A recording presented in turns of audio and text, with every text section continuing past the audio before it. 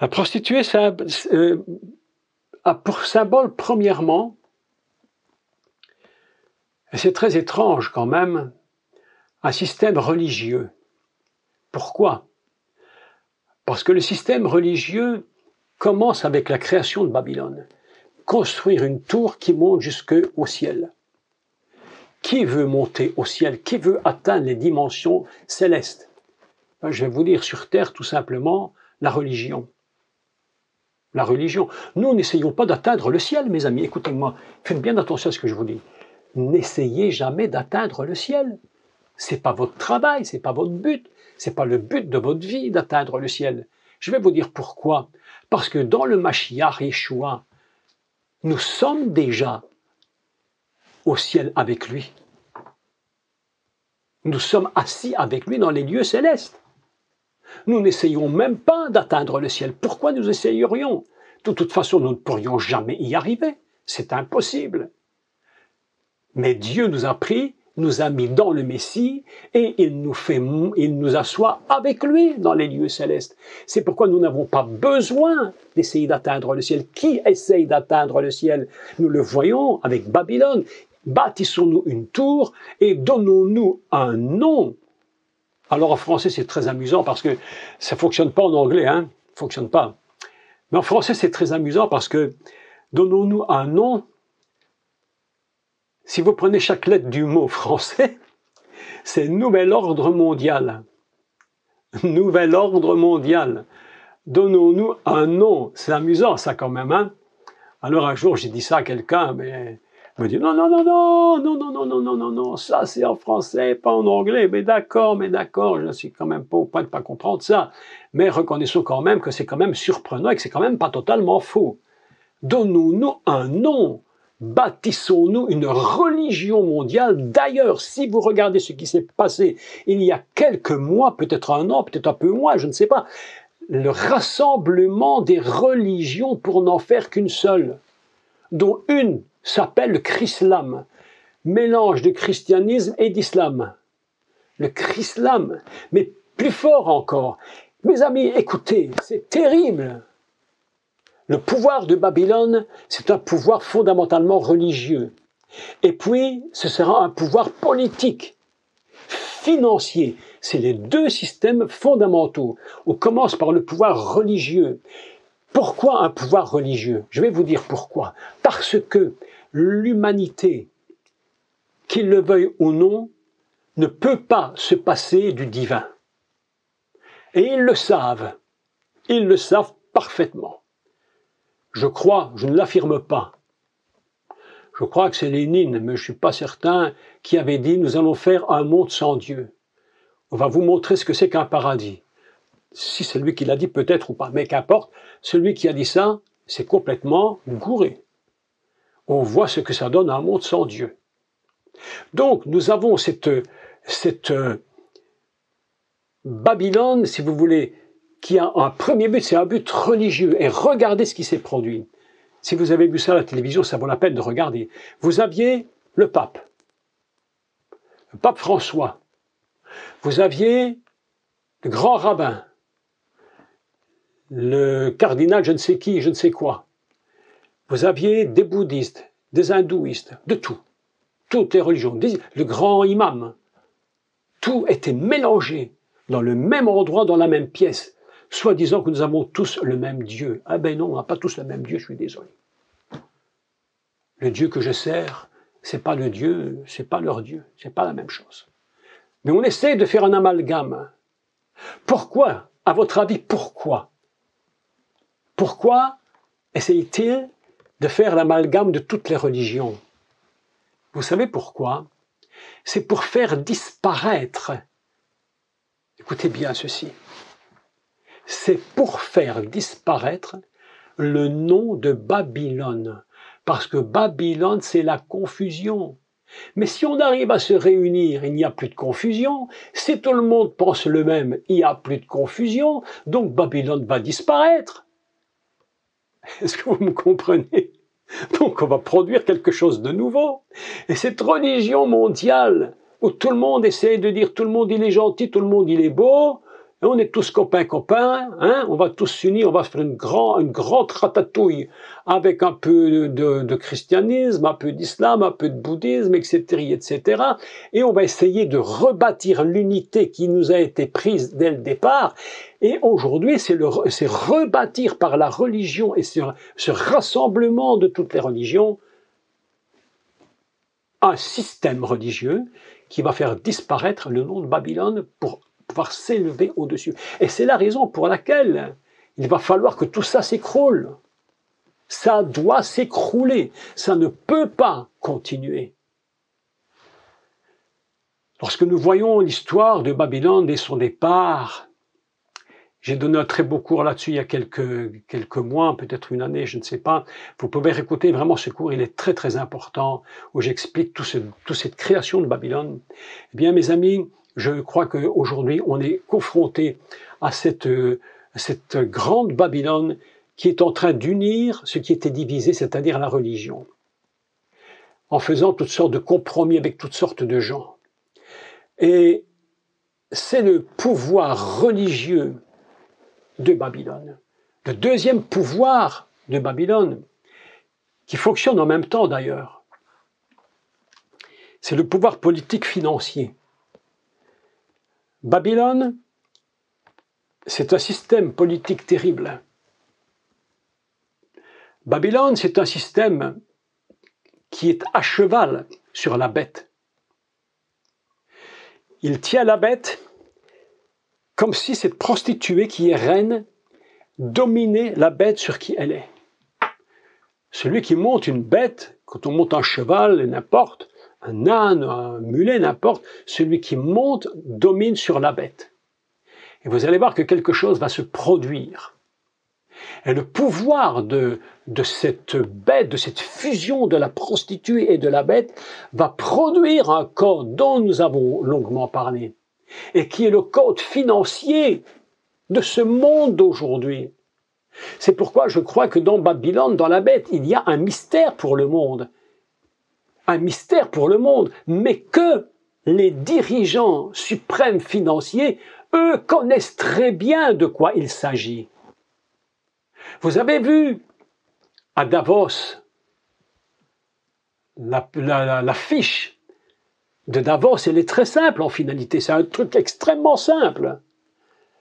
Quand vous regardez ce qui est écrit sur la fiche, tout simplement, trois mots, avec une barre qui passe en travers, elle coupe 3 lettres O. 3 O dans les mots. Et quand vous coupez les 3 O, si vous enlevez tout ce qui reste, il reste quoi? 666. Faites l'expérience. Regardez sur Internet. Regardez Davos et le signe. Vous allez être surpris de voir que la fiche de Davos, c'est 666, j'allais dire, caché aux yeux du monde qui ne voit quasi rien, mais pour les dirigeants, ils savent très bien ce qu'ils font. Je rappelle que le 666, la marque de la bête, c'est une marque fondamentalement financière. La première bénédiction du roi Salomon, c'était 666 talents d'or chaque année. C'est des finances. Et voilà que la marque de la bête, elle est marquée par ce principe même. C'est un système financier. Et c'est pourquoi elle dit que celui qui n'y aura pas le signe de la marque sur sa main ou sur son front, ou comment ça va se faire, je ne sais pas, mais on peut inventer plein de choses, mais le fait, c'est pas que comment ça va se faire, c'est que ça se fera. Et que si vous n'avez pas la marque qui vous permet d'acheter et vendre, si ça, c'est pas les finances, c'est quoi? Vous voyez que 666, c'est bien une marque financière.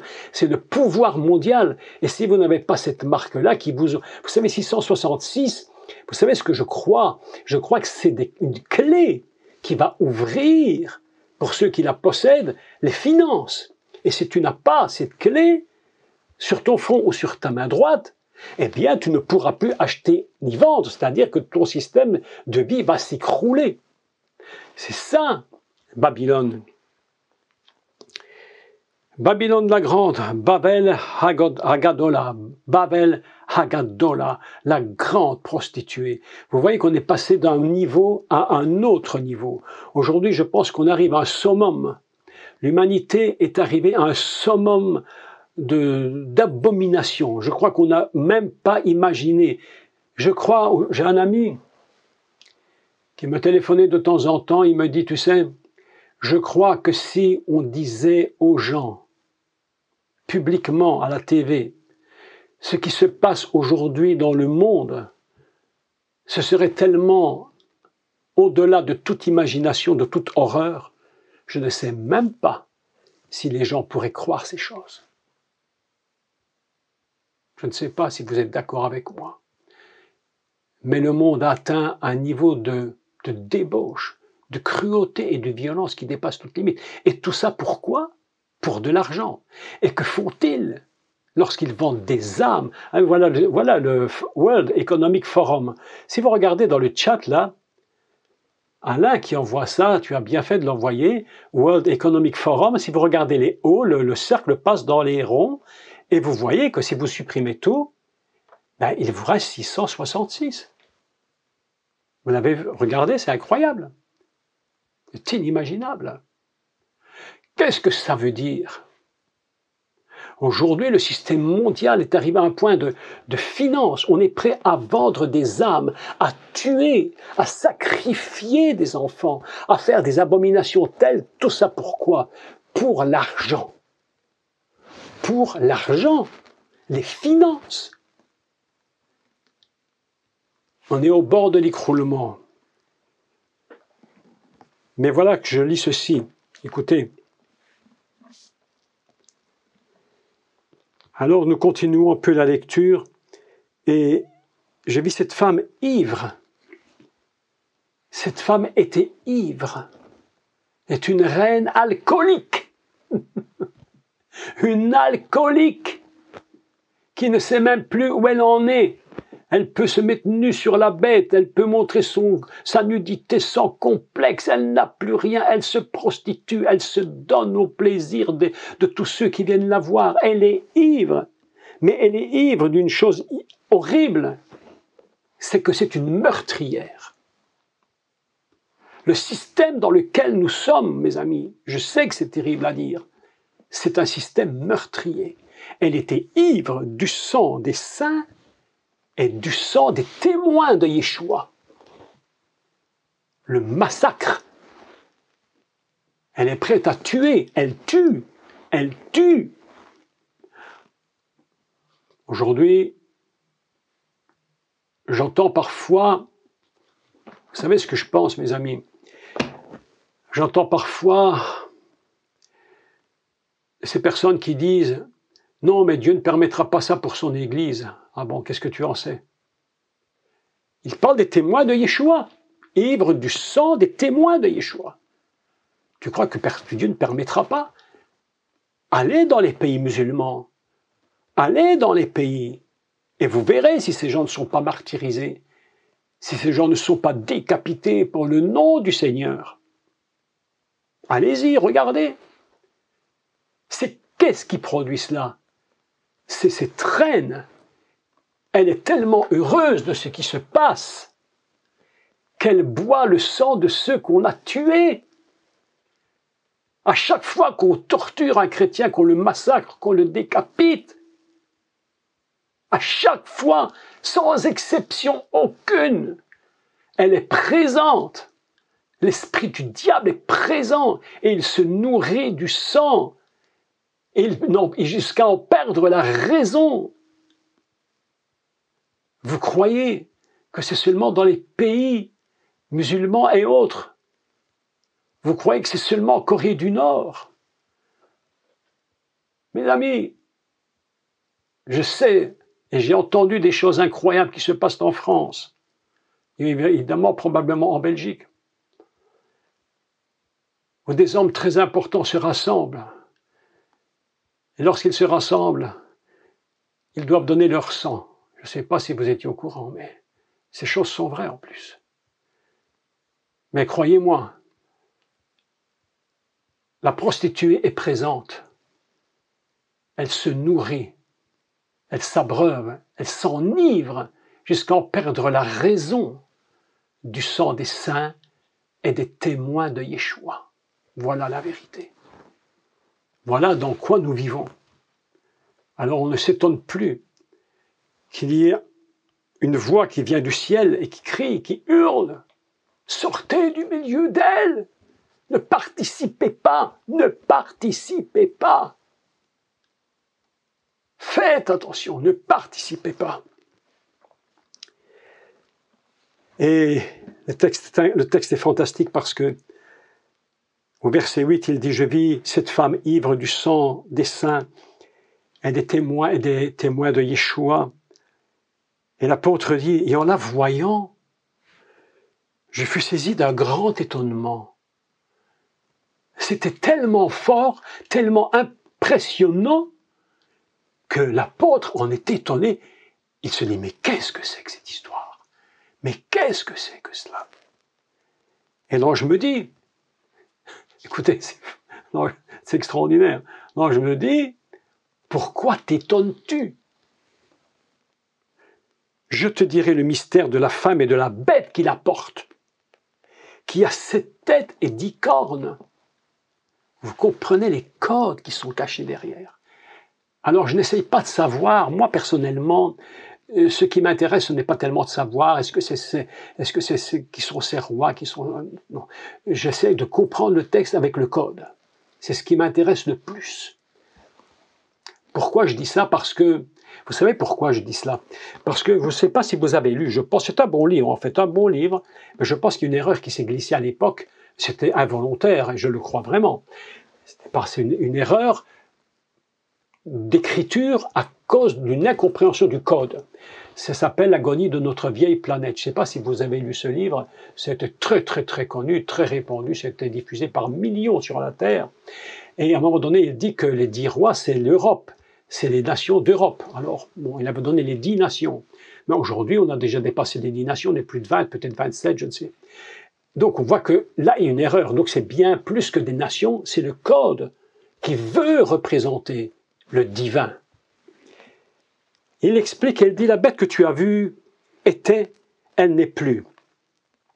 Elle doit monter de l'abîme et aller à la perdition. Ça, c'est déjà en soi une bonne nouvelle. Elle n'est plus, elle va monter vers la perdition. Et les habitants de la terre, ceux dont le nom n'a pas été écrit dès la fondation du monde dans le livre de vie, s'étonneront en voyant la bête parce qu'elle était, qu'elle n'est plus et qu'elle réapparaîtra. Ce qui veut dire qu'elle va jouer un rôle messianique. Un rôle messianique.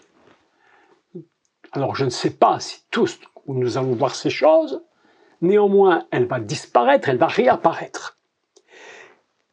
C'est ici l'intelligence qui a la sagesse. J'aime beaucoup le texte qui suit parce qu'il dit les 7 têtes. Alors écoutez, c'est très intéressant parce qu'il n'a pas dit que c'était les 7 bêtes. Il parle des 7 têtes sur une seule bête. 7 têtes sur une seule bête. 10 couronnes sur une seule bête. Alors il dit, c'est ici l'intelligence qui a de la sagesse. Les 7 têtes sont 7 montagnes sur lesquelles la femme est assise. Comment on peut s'asseoir sur 7 montagnes? Déjà, c'est compliqué. Donc vous voyez bien que derrière ça, il y a un code. C'est autre chose. Alors évidemment, on a parlé des 7 collines sur lesquelles Rome est bâtie, le Vatican. Alors bon, tout ça est peut-être vrai, c'est possible, je ne sais pas, peut-être. Mais bon, il y a d'autres villes que Rome qui sont bâties sur cette colline, sur cette montagne. Il y a d'autres villes comme ça, et juste à côté de chez nous, ici en Belgique, la ville d'à côté, juste à côté, elle est bâtie sur cette colline. Donc, vous voyez, on est loin d'être le Vatican, mais enfin bon. Et je pense qu'il y a plus que cela. Je pense que là, elle est assise sur la bête qui a 7 têtes. Et ces 7 têtes sont 7 montagnes. Qu'est-ce que c'est qu'une montagne dans la Bible? Quel est le but de la montagne fondamentalement dans la Bible? C'est la capacité de monter vers le divin, de recevoir de la parole du divin. Lorsque Moïse monte sur la montagne, il reçoit la Torah. Lorsque le temple est bâti, il est bâti sur la montagne, sur Artsion, le mont Sion. Et les montagnes représentent une élévation vers le ciel, une capacité de recevoir de la révélation. Et le texte est très intéressant, il dit c'est ici l'intelligence qui a de la sagesse. Les 7 têtes sont 7 montagnes sur lesquelles cette reine Cette reine, elle est assise, elle veut absolument de la révélation d'en haut. Elle dit, je suis la tête, la totalité de la tête. C'est moi qui rebâtis l'humanité, je rebâtis le monde. Et vous, tous qui croyez dans le Messie, vous me dérangez. Vous allez contre ce que je veux. C'est pourquoi je vais vous détruire et vous exterminer. C'est le but. Je crois réellement que les temps qui vont venir ne seront pas du tout faciles. Et nous, les enfants de Dieu, nous avons vraiment beaucoup d'intérêt à nous garder sérieusement dans le Seigneur, parce que les temps seront extrêmement compliqués. Et nous allons basculer dans des choses extrêmement difficiles, je vous assure. C'est pourquoi ici, elle est assise sur cette montagne, cette colline, cette montagne. Elle veut de la révélation d'en haut. Elle dit, c'est moi qui donne la parole, c'est moi la reine de tout ce que vous pouvez recevoir du spirituel. Et on sait très bien que Babylone, en finalité, c'est quoi en plus? C'est la mère de toute sorcellerie, la mère de toute divination, la mère de tout ce qui est mauvais, qui touche les choses occultes. C'est l'occultisme. L'horoscope. L'horoscope, c'est terrible. Vous savez que beaucoup de chrétiens font l'horoscope. Je connaissais quelqu'un, une chrétienne d'ailleurs, qui ne se levait pas le matin sans lire son horoscope. Elle ne pouvait pas passer sa journée, elle devait lire l'horoscope du matin. Parce qu'autrement, sa journée n'était pas bonne, chrétienne. Et on ne se rend pas compte que là, il y a une amorce. L'horoscope, c'est l'amorce à la sorcellerie, à la voyance. Et les gens ne se rendent pas compte qu'en touchant leur horoscope, ils mettent un doigt dans la voyance. Tu mets un doigt dans le satanisme, mais le diable ne te lâche pas. Il ne te lâche pas, je t'assure qu'il ne te lâche pas. C'est pourquoi nous devons être absolument très, très prudents. Et on continue. Ce sont aussi 7-3, verset 10. 5 sont tombés, un existe, l'autre n'est pas encore venu. Et quand il sera venu, il doit rester pour peu de temps. Ils n'ont pas un règne très long. La bête qui était, qui n'est plus, est elle-même un 8e roi. Écoutez, le texte est très étrange. C'est pour bien vous expliquer ce que je comprends moi. Maintenant, s'il y a d'autres explications, vous pouvez aussi écouter et faire la part des choses. Je ne dis pas que je suis seul à avoir la révélation, mais le texte est tellement surprenant qu'il faut le lire. La bête qui était et qui n'est plus est elle-même un 8e roi. C'est incroyable. La bête est elle-même un 8e roi et elle est du nombre des 7. Comment tu peux être 8 quand tu viens des 7? C'est-à-dire que je pense, vous savez ce que je crois, je vais vous dire ce que je crois. Bon, vous l'acceptez ou pas, mais je vous dis ce que je crois. Je pense qu'en réalité, les 7, dans le décodage, c'est mon avis, pas plus. Je ne dis pas que c'est une révélation qui est venue du ciel, je dis c'est mon avis selon le code. Je pense que les 7 forment une unité de création. Et cette unité de création produit quelque chose de nouveau qui est le 8e. C'est mon avis. Et c'est pourquoi ils sont liés ensemble. Spirituellement, il y a quelque chose qui se lie ensemble. Ces 3, et le 8e vient et parmi les 7, et avec les 7, le texte est incroyable, un 8e roi, et elle est du nombre des 7. Pas du nombre de 1 des 7, mais du nombre 7. Et ça, c'est un 8e. Donc je pense que le 7 dans sa totalité forme une unité qui est 8.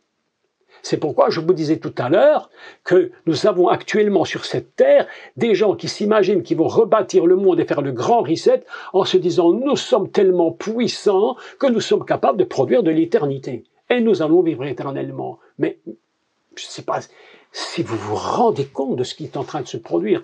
C'est inimaginable, mais inimaginable. Je suis en train de faire un décodage avec les codes de Torah. Je ne suis pas en train d'expliquer qui seront les 5, qui seront les 7. Honnêtement, je vais vous dire honnêtement, ça ne m'intéresse pas, je ne sais pas. Je n'en sais rien.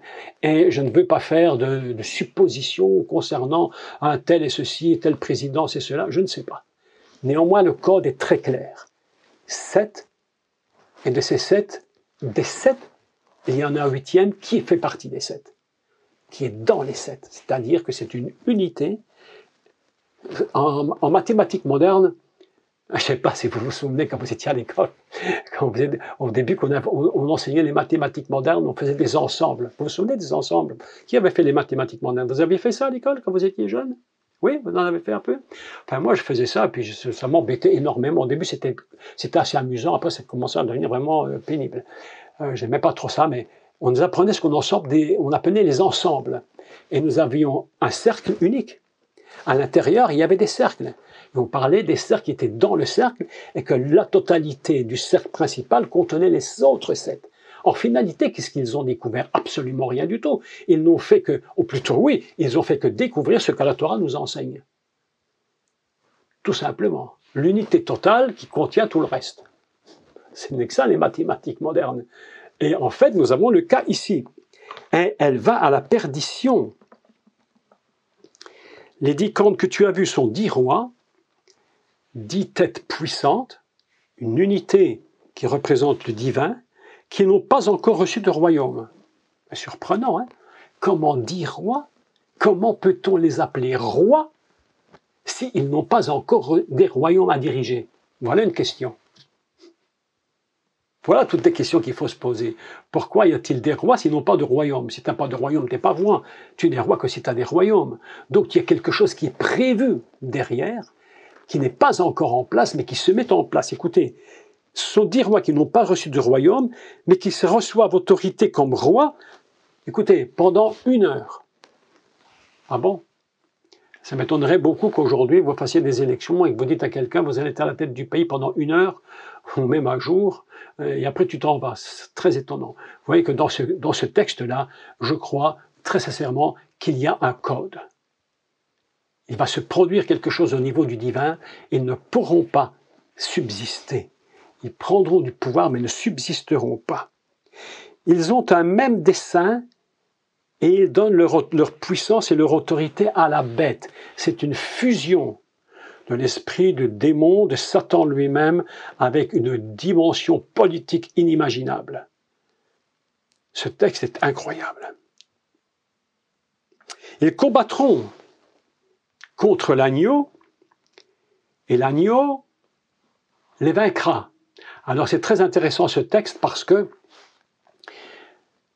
le texte nous dit quelque chose de surprenant. Il ne dit pas « ils combattront et la grande puissance de Dieu les vaincra », mais il va faire quelque chose de tout à fait étrange.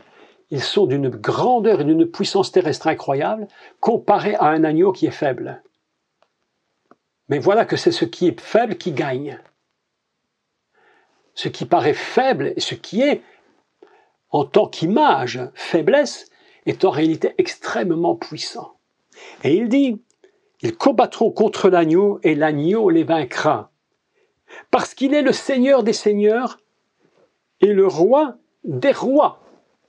Waouh, waouh, waouh, waouh, waouh, le roi au-dessus de tous les rois. Il n'y a pas autre chose que lui. Au-dessus, il n'y a plus rien.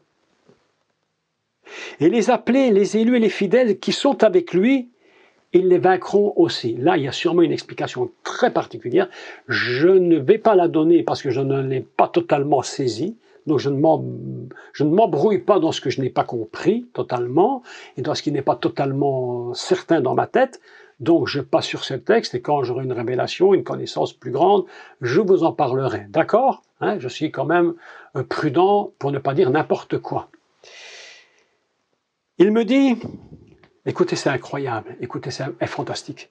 Il me dit, les eaux, Maïm, que tu as vues, les eaux que tu as vues, sur lesquelles la prostituée est assise. Comment peut-on s'asseoir sur de l'eau?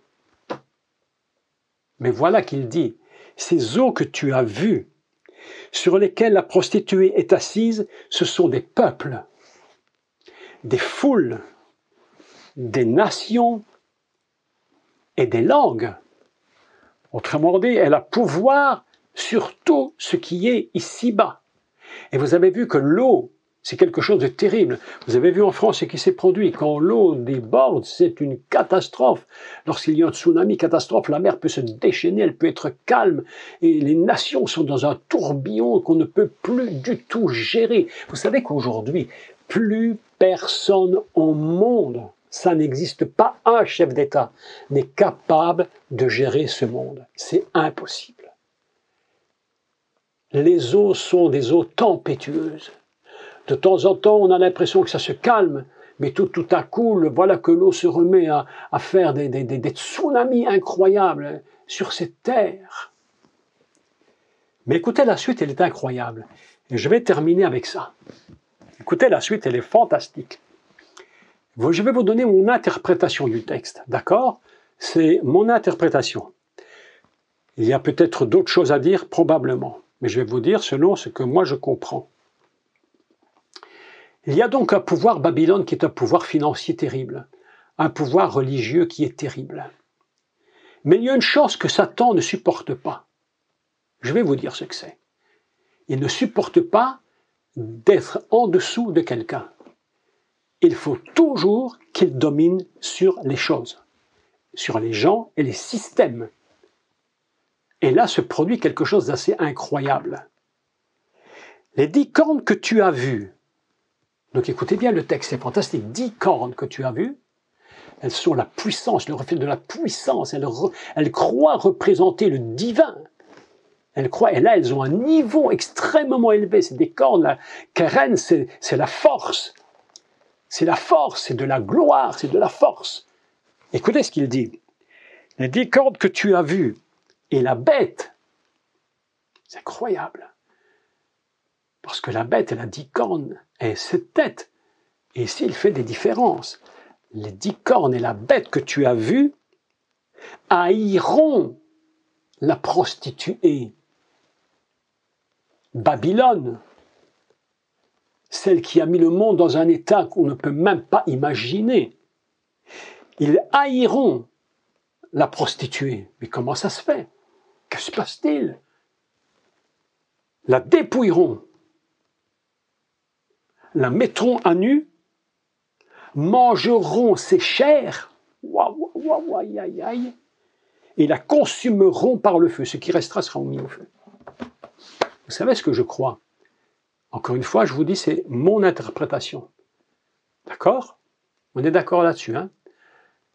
Je pense une chose, mes amis, je pense que la Babylone est tellement puissante, elle est tellement élevée dans ce qui est le plus abominable qu'un homme puisse penser qu'elle est devenue reine. Elle est assise sur la bête. Et la bête, elle a donné tout le pouvoir de Satan est dans la bête. La bête, c'est le diable en personne. Et ce que je crois, c'est qu'il ne supporte pas que quelqu'un puisse être au-dessus de lui et le dominer. Et au moment où il se rend compte qu'on est arrivé à l'extrême et que la bête prend pouvoir parce qu'elle le monte sur lui, Satan se retourne et la dévore. Il dit, c'est moi qui contrôle, pas Babylone, moi je contrôle. Et je trouve que ce texte est incroyable.